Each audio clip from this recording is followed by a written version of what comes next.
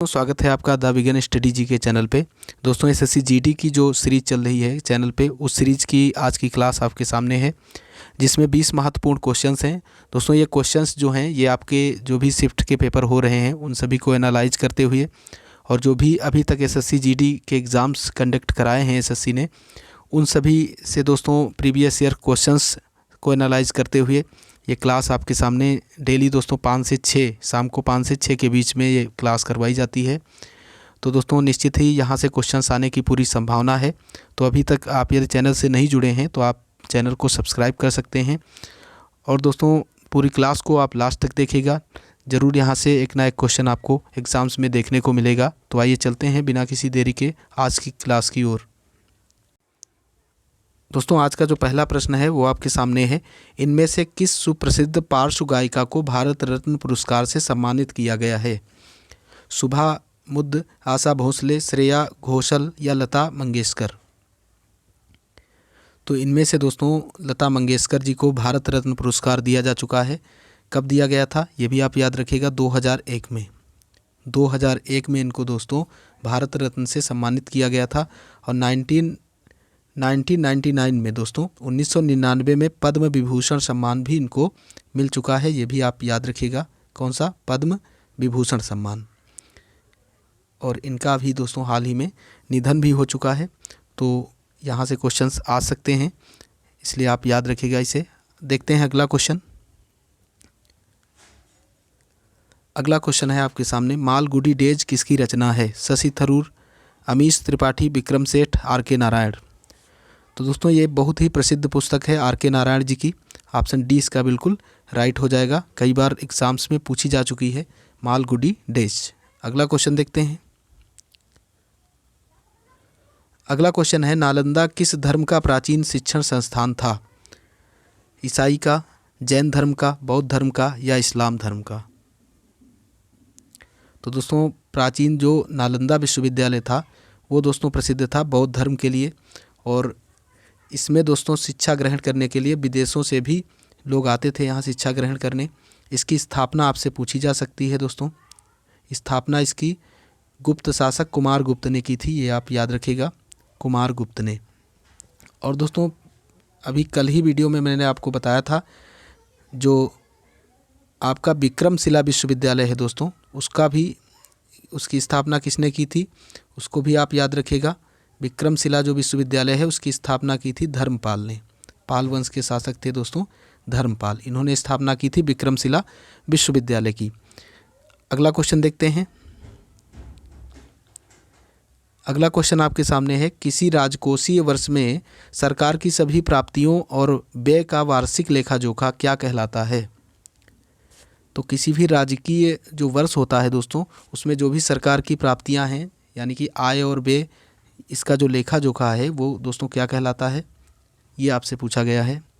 तो वो कहलाता है दोस्तों बजट। ऑप्शन डी इसका बिल्कुल राइट हो जाएगा। अगला क्वेश्चन देखते हैं। अगला प्रश्न आपके सामने है, आर.के. लक्ष्मण किस कला के लिए जाने जाते हैं? तो आर.के. लक्ष्मण, पहले तो दोस्तों इनका पूरा नाम क्या है ये भी आप याद रखिएगा, रासीपुरम कृष्णा। क्या नाम है दोस्तों इनका? रासीपुरम कृष्णा। रासीपुरम कृष्णा, रासीपुरम कृष्णा स्वामी इनका दोस्तों पूरा नाम है, ये आप याद रखिएगा। ये दोस्तों एक प्रसिद्ध कार्टूनिस्ट हैं और इनका संबंध है दोस्तों भित्ति चित्रकारी से। भित्ति चित्रकारी क्या होती है ये भी दोस्तों हो सकता है आपके मन में क्वेश्चन उठ रहा हो। तो जो दीवार पे चित्रकारी की जाती है, दीवार की जो चित्रकारी होती है उसे कहते हैं दोस्तों भित्ति चित्रकारी।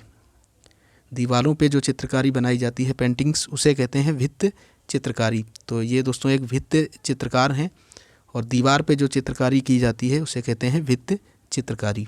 अगला क्वेश्चन देखते हैं। अगला क्वेश्चन आपके सामने है, दुनिया के मजदूर एकजुट हों का नारा किससे संबंधित था? तो सबसे पहले तो ये जानते हैं ये नारा दिया किसने था दोस्तों? ये दिया था कार्ल मार्क्स ने। किसने दिया था? Karl Marx. दुनिया के मजदूर एकजुट हों, ये दोस्तों कार्ल मार्क्स ने नारा दिया था। और किस क्रांति के समय दिया था? रूसी क्रांति के समय दिया था दोस्तों। ऑप्शन 20 का बिल्कुल राइट हो जाएगा। अगला क्वेश्चन देखते हैं।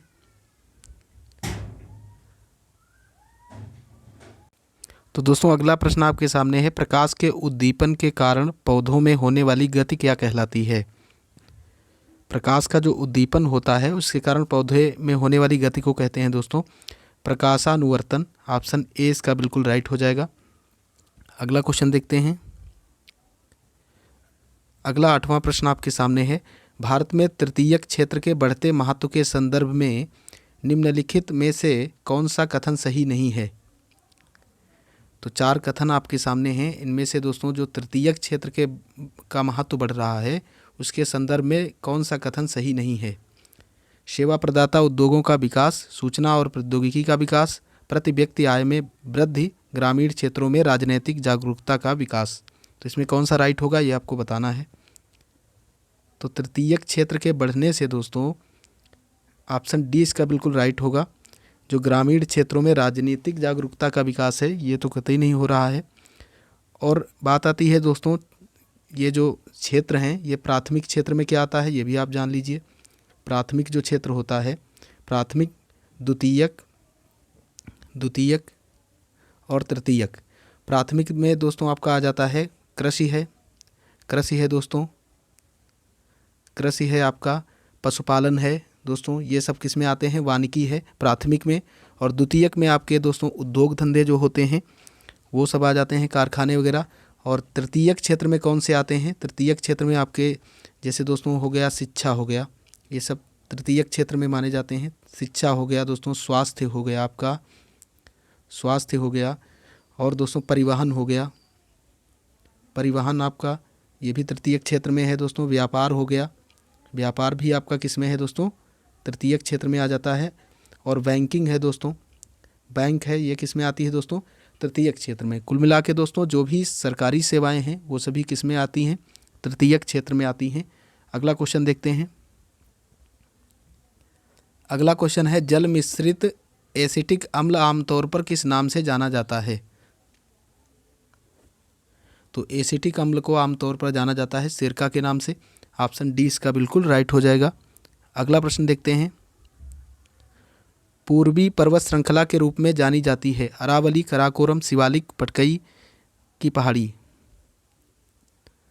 तो दोस्तों पूर्वी जो पर्वत श्रृंखला है उसको जानते हैं पटकाई की पहाड़ियों के नाम से।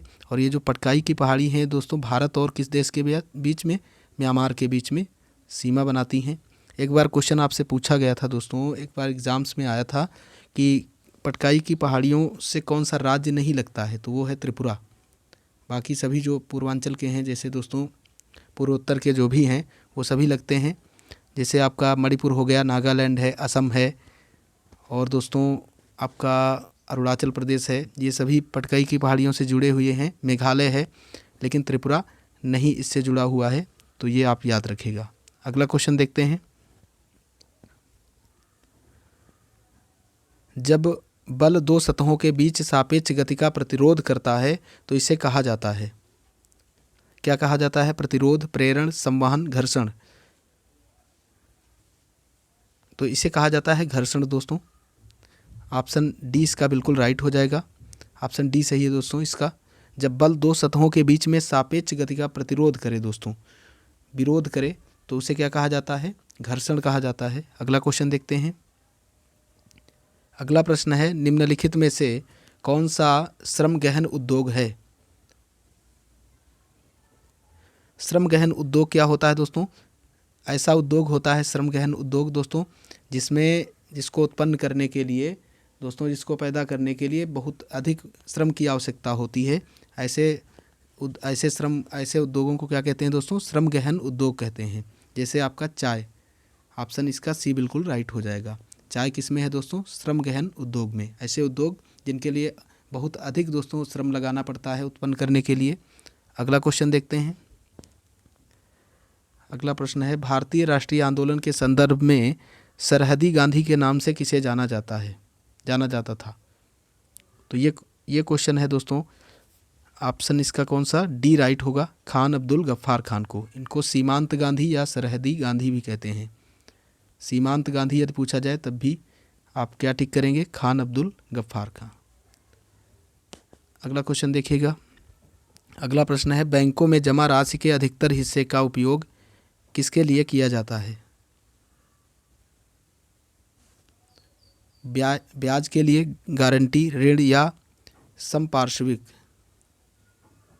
तो दोस्तों बैंकों में जो जमा राशि है उसके अधिकतर हिस्से का उपयोग किया जाता है आपका किसके लिए, ये आपको बताना है, ऋण के लिए किया जाता है। ऑप्शन सी इसका बिल्कुल राइट है दोस्तों। अगला क्वेश्चन देखते हैं। अगला प्रश्न आपके सामने है, यमुना नदी निम्नलिखित में से किस राज्य से नहीं गुजरती है? हरियाणा से, उत्तर प्रदेश से, गुजरात से, उत्तराखंड से? तो इसका कौन सा राइट है ये आपको बताना है। तो दोस्तों गुजरात से नहीं गुजरती है, बाकी आपकी हरियाणा से भी है, उत्तर प्रदेश से भी और उत्तराखंड से भी। अगला क्वेश्चन देखिएगा। अगला प्रश्न है, उस्ताद अमजद अली खान किस वाद्य यंत्र के लिए जाने जाते हैं? तो ये दोस्तों सरोद वादक हैं उस्ताद अमजद अली खान। ऑप्शन ए इसका बिल्कुल राइट हो जाएगा। अगला क्वेश्चन देखते हैं। अगला क्वेश्चन है दोस्तों आपके सामने, निम्नलिखित में से किस परिस्थिति में भारत में स्वतंत्रता के मौलिक अधिकार को कम किया जाता है? राज्य का आपातकाल, महामारी आपातकाल, राष्ट्रीय आपातकाल या फिर वित्तीय आपातकाल? तो राष्ट्रीय आपातकाल के समय में दोस्तों जो मौलिक अधिकार हैं उसमें कुछ हद तक रोक लगाई जा सकती है। ऑप्शन इसका सी बिल्कुल राइट होगा। अगला क्वेश्चन देखते हैं।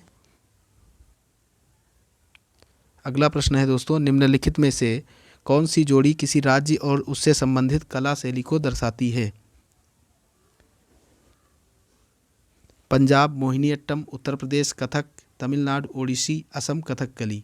इसमें से कौन सा सही सुमेलित है ये आपको बताना है। तो दोस्तों कथक उत्तर प्रदेश इसमें सही सुमेलित है, बाकी सभी गलत हैं। मोहिनीअट्टम केरल का है दोस्तों, ओडिसी उड़ीसा का है और कथकली भी आपका किसका है दोस्तों, केरल का है, ये आप याद रखिएगा। और सत्रिया जो नृत्य होता है वो दोस्तों कहाँ का है, असम का, कई बार पूछा जा चुका है, आप याद रखिएगा। अगला क्वेश्चन देखते हैं। आज का सेकेंड लास्ट क्वेश्चन आपके सामने है, भारतीय संविधान में पहला संशोधन किस वर्ष किया गया था? 1948, 1951, 1950, 1947? तो 1951 में दोस्तों भारतीय संविधान में पहला संविधान संशोधन किया गया था। अगला क्वेश्चन देखते हैं। आज का लास्ट क्वेश्चन है, किस प्रकार सूक्ष्म जीव टाइफाइड का कारण बनता है? किस प्रकार का सूक्ष्म जीव टाइफाइड का कारण बनता है? कवक, जीवाणु, प्रोटोजोआ या वायरस? तो दोस्तों जो टाइफाइड होता है वो बैक्टीरिया से होता है। ऑप्शन बी इसका बिल्कुल राइट हो जाएगा। और टाइफाइड से जो प्रभावित अंग है वो है दोस्तों आंत्र प्रभावित होती हैं, आप याद रखिएगा, प्रभावित अंग भी पूछा जा सकता है। तो दोस्तों इसी के साथ आपका ये वीडियो यहीं पे समाप्त होता है। आशा करता हूँ वीडियो आपको पसंद आई होगी। दोस्तों यदि वीडियो आपको पसंद आई है तो आप इसे ज़्यादा से ज़्यादा लोगों के पास शेयर कीजिए और चैनल को यदि आपने अभी तक सब्सक्राइब नहीं किया है तो कृपया सब्सक्राइब कर लीजिए। वीडियो पूरा लास्ट तक देखने के लिए आपका बहुत बहुत धन्यवाद। जय हिंद, जय भारत।